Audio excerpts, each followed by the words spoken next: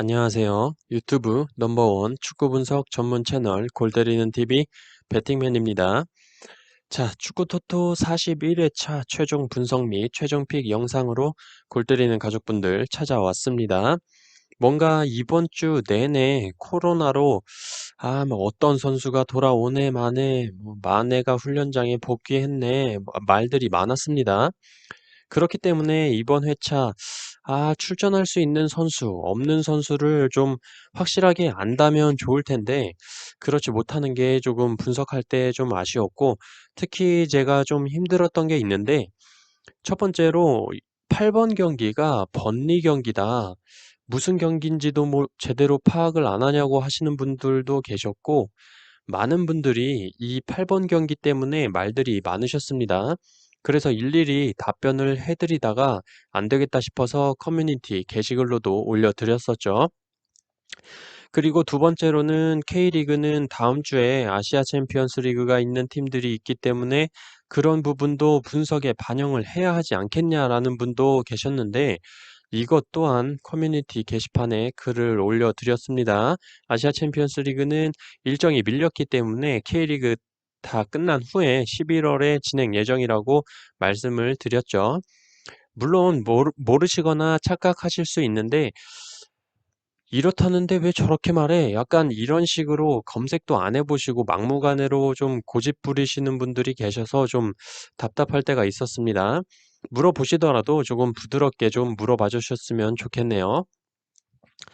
자, 그리고 이번 축구 토토 41회차 많은 분들이 보시는 결과들보다는 저의 최종 픽이 많이 다를 수 있다는 점 미리 말씀을 드리고, 너무 뻔한 대로 간다면 당첨이 돼도 의미가 없기 때문에 저는 조금 이변을 찾았다는 점 알아주셨으면 좋겠습니다. 그 이변을 찾아내는 경기들에서 골 때리는 가족분들이 잘 골라가시면 좋은 결과 있지 않을까 생각이 들어요. 자, 그리고 멤버십 분들께는 골대법으로 폴더스 줄이기 영상에서 말씀드렸었던 내용 정리해서 표로 커뮤니티에 올려드렸고, 이 영상이 업로드가 완료가 되면 최종 픽 이미지로 커뮤니티에 올려드리도록 하겠습니다. 자, 그러면 축구토토 승무패 41회차 최종 분석 및 최종 픽 시작하기 전에 좋아요 눌러주시고, 오늘 처음 보신 분들은 구독 눌러주시고 좋아요 함께 눌러주시면 감사하겠습니다. 누르셨으면 시작해 보도록 하겠습니다. 자, 1번 경기 상무 대 대구. 다들 아시다시피 상주 상무는 이번 시즌 어떤 결과가 나오든 연고지 이전으로 인한 강등이 확정되어 있기 때문에 동기부여가 없었지만 굉장히 좋은 모습들을 보여주면서 A그룹의 4위를 기록 중입니다. 상대팀 대구는 A그룹에서 5위를 기록 중이지만 지난 광주와의 경기에서 류재문 선수의 골로 승점을 확보를 하면서 아시아 챔피언스리그 진출권을 확정을 지었어요.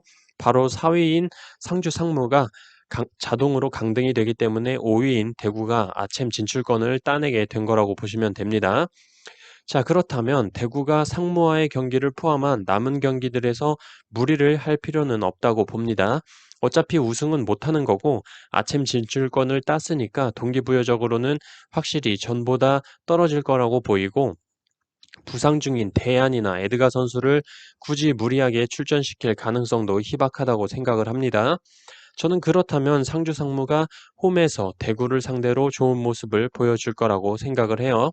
애초에 동기 자체가 없었던 팀이 지금 리그 4위를 기록할 정도로 좋은 모습을 보여줬고, 상주 상무로서 상주 홈에서 치르는 마지막 경기고 상무 팬들도 입장할 수 있기 때문에 상주 상무 팬들 앞에서 마지막 경기를 승리로 보답하면서 유종의 미를 거두지 않을까 생각합니다. 김태원 감독님의 인터뷰. 자, 펩태환, 관물대 올라 별명을 가지고 계신데, 꽃감 타카의 마지막 남은 경기들을 모조리 승리하겠다고 인터뷰까지 하셨습니다. 하지만 대구도 그렇게 쉽게 무너지는 팀으로 보이지는 않아서 이 경기 상주 상무의 승과 무 투픽 예상합니다. 자, 2번 경기 성남 대 서울. 성남은 리그 11위로 꼴찌 인천과 승점 차이가 1점 차이밖에 나지가 않고 있어요. 지난 강원과의 경기에서 연재훈 선수에 이어서 박수일 선수가 또 퇴장을 당하는 바람에 전력 손실이 큰 상태인데 경기가 끝나고 김남일 감독님께서 심판에게 가서 항의를 하다가 퇴장 징계를 받았습니다. 김남일 감독님 경기가 끝나고 나서 심판한테 가서 가만히 서 있는데 와, 눈빛으로 막 욕을 하더라고요. 그 눈빛과 마주친 심판이 바로 레드카드를 꺼내셨죠. 그렇기 때문에 연재훈, 박수일, 감독 김남일까지 없는 경기가 될 것으로 보이고, 그렇다면 성남이 유리하게 경기를 끌어갈 수는 없지 않을까 생각이 들고 있습니다. 일단 두 경기 연속으로 퇴장 선수가 나오면서 경기를 말아먹었던 성남이기 때문에 일단 플레이 자체가 소극적이지 않을까 생각이 들어요. 결과적으로 서울을 상대로 고전할 것으로 예상이 되고 지난 영상에서 말씀을 드렸듯이 성남은 해외 배당 기준 홈에서 7번의 정배당을 받고 2무 5패로 단 한 번도 승리를 못했었다고 말씀을 드렸었죠. 그리고 오늘 국내 배당이 나오는 걸 보니까 역시 국내 배당은 서울 정배당으로 나왔습니다. 하지만 서울의 쓰레기 같은 골 결정력 또한 믿을 수가 없기 때문에 무승부를 좀 가져가야 할 것으로 보이지만 투포를 쓰기엔 성남의 퇴장 징계로 빠진 선수들의 공백이 너무 아쉽다라고 생각이 들어서 저는 이 경기 성남의 단통패 예상합니다. 3번 경기 에버튼 대 리버풀. 자, 이 경기 굉장히 재미있을 것으로 예상이 되는 경기죠. 머지사이드 더비 경기로 항상 치열한 경기를 보여줬던 더비 경기입니다. 이 경기 이번 주 초에 말씀드릴 때는 굉장히 쉽게 말씀을 드렸었습니다. 코로나 여파로 인해서 리버풀의 많은 주축 선수들이 빠질 것으로 예상이 되기 때문에 에버튼의 승으로 가려 했는데 생각지 못하게 리버풀의 선수들이 코로나에서 빨리 복귀를 했기 때문에 굉장히 애매해졌습니다. 일단 최근 에버튼의 기세가 굉장히 좋고 리그 무패 행진으로 리그 1위를 차지하고 있습니다. 또한 칼버트로 인해 물오른 득점력과 하메스 로드리게스 선수의 뿌려주는 패스의 질들이 굉장히 좋죠. 또한 중원의 두쿠레, 알랑, 고메스 선수의 활약도 좋습니다. 이렇게 지금 상황이 좋은 에버튼인데 상대팀 리버풀이 핵심 전력이 모두 돌아왔기 때문에 마네, 피로미노, 살라, 한마디로 마누라 라인이라고 하죠. 정상적으로 마누라 라인이 출격이 가능하고 중원에는 베이날둠, 티아고 핸더슨, 그리고 수비에는 로베르트슨, 반다이크, 마티프, 아놀드까지 이상 없이 나올 예정이기 때문에 에버튼의 연승 질주는 4연승에서 좀 멈추지 않을까 예상합니다. 이 경기 에버튼의 단통패 예상합니다. 4번 경기 첼시 대 사우스햄튼. 첼시는 주전 골키퍼 맨디 선수가 대표팀 훈련 도중에 다리에 통증을 느껴서 약 2주간 출전이 불가한 것으로 보입니다. 그래서 최근 실수가 많았던 케파 골키퍼가 다시 출전할 것으로 보이는데 첼시 골문이 불안할 수도 있겠다라는 생각이 들어요. 또한 지난 경기에서 좋은 활약을 보여줬던 칠웰 선수가 부상으로 빠지면서 알론소 선수가 그 자리를 대체할 것으로 보이는데 저는 좀 이 장면이 불안한 장면을 보이지 않을까 생각을 합니다. 불안하다고 말씀을 드리는 이유는 바로 사우스햄튼으로 임대를 온 월콧 선수가 사우스햄튼의 우측을 담당할 것으로 보이는데 알론소가 맡기에는 아무래도 월콧의 스피드가 더 좋지 않나 생각이 듭니다. 또한 사우스햄튼의 유스팀에서 성장을 해서 프로 데뷔를 했던 월콧이고 14년 8개월 만에 자신의 첫 팀으로 돌아왔기 때문에 좋은 모습을 보여주지 않을까 생각이 들어요.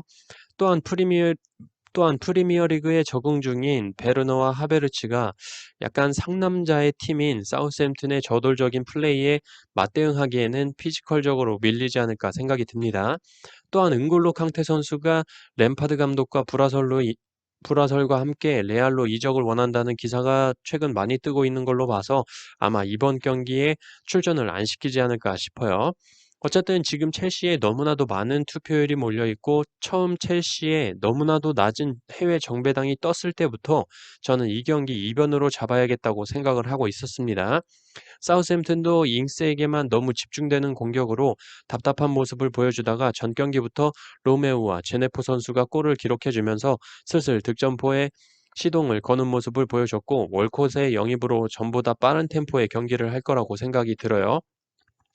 첼시에 승을 가시는 분들도 한 번쯤은 투폴로라도 이변 하나 잡아두는 게 좋지 않을까 생각하고 저는 이 경기 첼시의 승 없이 첼시의 무와 패 투픽 예상합니다. 5번 경기 레스터 대 아스톤 빌라. 이 경기는 일단 아스톤 빌라가 지난 경기에서 리버풀을 상대로 7대 2로 승리를 하긴 했는데 좀 애매하죠. 그날 무슨 마법에 걸렸는지 아스톤 빌라 선수의 슈팅들이 리버풀 수비만 맞았다 하면 굴절 뽀록골로 다 들어가더라고요. 반대로 레스터 시티는 전 경기에서 웨스트햄의 5백에 맥을 못 추고 3대 0으로 패배를 기록을 했습니다. 확실히 바디가 활약을 하려면 뒷공간이 많이 나와야 한다는 게 보여졌던 경기라고 보여요. 어쨌든 저는 이 경기는 레스터가 아스톤 빌라를 상대로 패배할 것 같아 보이진 않습니다. 아스톤 빌라가 리그 3연승을 달리고 있지만 풀럼과 셰필드 두 팀 모두 4연패를 기록 중인 팀과의 승리였고 지난 리버풀과의 경기는 코로나 이슈로 인한 리버풀의 저주가 걸린 느낌이었어요. 그렇기 때문에 3연승이라는 타이틀만으로 레스터 시티 원정에서 아스톤 빌라가 승리하기란 어려워 보입니다. 저는 그래서 레스터 시티의 단통승 예상합니다. 6번 경기 뉴캐슬 대 맨유. 이 경기는 전에 분석 내용을 말씀드릴 때 한번 말씀을 드렸을 텐데 뉴캐슬이 타겟 공격을 하는 팀들한테는 좋은 모습을 보여주지만 빌드업하는 팀들에게는 좋지 못한 경기력이 나온다고 말씀을 드렸습니다. 그래서 번니와의 경기에서 뉴캐슬 승리를 드렸던 거고 3대 1로 뉴캐슬이 승리를 했었죠. 자, 그렇다면 맨유는 타겟 공격이 아닌 빌드업 경기를 하는 팀이기 때문에 뉴캐슬이 전술적으로 맨유에 밀릴 것이라고 생각을 합니다. 다만 맨유의 원톱인 마샬 선수가 퇴장 징계로 나오지 못하고 이번에 영입한 카바니 선수마저도 자가격리 기간을 거쳐야 하기 때문에 출전이 불가하죠.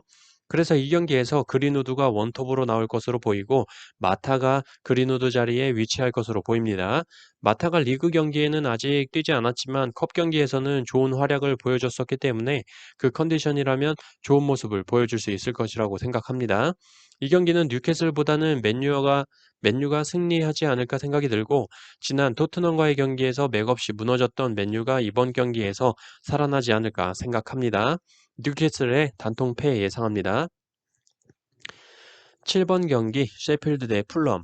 저는 이 경기 양팀 모두 리그 개막 후에 승리가 없는 팀이긴 하지만 셰필드의 최근 득점력 빈곤을 채워줄 공격수 리안 브루스터 선수를 리버풀에서 영입을 했습니다. 20살의 잉글랜드 공격 유망주로 손꼽히고 셰필드 같은 팀이 5년 계약에 353억을 썼다는 건 굉장히 크게 투자했다고 보여집니다. 이번 경기에 맥버니 선수와 함께 투톱으로 출전을 할 것으로 보여요.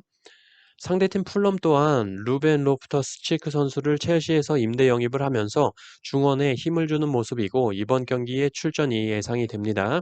저는 이 경기 그나마 셰필드의 리그 첫 골을 터뜨렸던 맥골드릭 선수가 출전이 불투명하고 미드필더의 존 플렉 또한 불투명하다는 점에서 정상적인 공격 작업이 이루어질 것으로 보이지 않고 새로 영입된 브루스터 선수의 실력은 아직 직접 보지 못했기 때문에 공격 작업에 있어서는 확실히 풀럼에 새로 영입된 치크와 셰필드를 상대로 골을 자주 기록했던 알렉산더 미트로비치의 공격 라인이 더 좋지 않나 생각이 듭니다. 저는 그래서 이 경기 셰필드나 풀럼이나 서로 꼴찌 않은 팀들끼리의 대결에서 무승부는 서로 의미가 없다는 생각이 들기 때문에 승패로 갈릴 것으로 보이고 공격 작업에 있어서 셰필드보다 풀럼이 더 낫다고 생각을 합니다. 저는 셰필드의 단통패 예상합니다. 8번 경기 안양 대 서울 이랜드. 안양보다 서울 이랜드를 먼저 말씀을 드리면 공격적인 장면은 좋은 모습을 보여주고 있고 특히 외국인 용병 레안드로와 스쿠타파스 선수가 확실히 2부 리그에서만큼은 활약을 하는 모습입니다. 하지만 수비적으로는 뒷공간을 주면서 라인이 가끔 상대편 공격수에 의해 깨지는 장면들이 종종 보이는데 여기서 홈팀 안양을 대입해서 말씀을 드리자면 안양이 라인 브레이킹을 하는 팀이 아니라 거의 중거리 슛 아니면 크로스 올려서 떨어지는 볼 주워먹게 하는 팀으로 보이는데 그렇다고 볼 때 전술적으로는 서울 이랜드가 앞선다고 보는데 상대 전적이 이번 시즌에 안양이 이미 2승을 거뒀죠. 하지만 안양이 승리를 하는데 가장 큰 기여를 했던 건 역시 아코스티 선수라고 볼 수 있습니다. 하지만 아코스티 선수가 부상으로 출전이 불가하다고 보이고 안양이 현재 하위권이기 때문에 동기부여도 확실히 떨어져서 앞선 두 경기에서 안양이 승리를 했다고 하더라도 서울 이랜드가 지금 승강 플레이오프에 대한 동기부여가 크기 때문에 최소한 이랜드가 지지 않는 경기를 하면서 최소 무승부는 거두지 않을까 생각하고 있습니다. 저는 그래서 이 경기 안양의 무와 패 투픽 예상합니다. 9번 경기 맨시티 대 아스날. 저는 이 경기도 첼시 경기와 같이 조금 배당이 이상하지 않나 생각이 들고 있습니다. 맨시티의 배당이 이상한 것도 이상하지만 아스날의 배당을 너무나도 높게 책정을 하지 않았나 생각이 들어요. 무슨 생각으로 저렇게 높은 배당을 설정한지는 모르겠지만 이 경기만큼은 순수하게 경기력으로 봐야 하지 않나 싶습니다. 맨시티가 현재 아게로와 제수스 두 명의 공격 자원이 부상이기 때문에 스털링을 원톱으로 세우고 있는데 스털링마저도 현재 부상이 의심된다고 나오더라고요. 여기에 가장 중요하다고 생각하는 데브라이너 선수마저도 부상으로 출전이 불가합니다. 그렇다면 상대팀 아스날은 최근 오바메양, 라카제트, 윌리안, 삼각편대 이상 없이 출격할 것으로 보이고 중원의 아틀레티코 마드리드에서 새로 영입한 토마스 파티 선수가 출격할 것으로 보입니다. 그렇기 때문에 선발 출전 명단부터가 아스날 사이드라고 생각이 들고 최근 7월에 FA컵에서 이미 아스날이 홈에서 맨시티를 상대로 2대 0으로 승리를 했습니다. 그때 맨시티 자원이 공격에 제수스가 있었고 데브라이너도 있는 상황에서도 아스날에게 패배를 했죠. 그렇기 때문에 저는 이 경기 너무나도 찜찜한 맨시티의 정배당과 현재 맨시티의 자원으로 과연 잘 나가고 있는 아스날을 상대로 승리를 할 수 있을지 의문이 들어서 저는 이 경기 맨시티의 단통패 예상합니다. 10번 경기 부산 대 수원.